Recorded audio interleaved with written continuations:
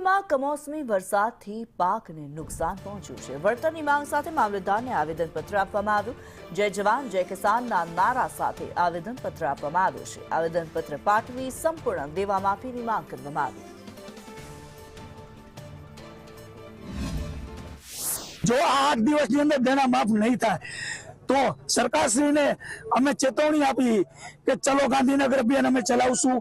ગાંધીનગરની અંદર ન ભૂતો ન ભવિષ્ય કોઈ દિવસ ન જોઈએ એવડી રેલી, કિસાન રેલી, સમગ્ર કિસાન પરિવાર ગાંધીનગરમાં ધામા નાખશું। કે મોરબી જિલ્લાની અંદર જે કમોસમી વરસાદ થયો છે એને લીધે ખેડૂતને મોટા પાયે નુકસાન થયું છે।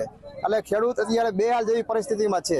આજે ખેડૂતને જે 5 આંગળીએ પુણ્ય કરવા વાળો ખેડૂત આજે લાચાર થઈને બેઠો છે।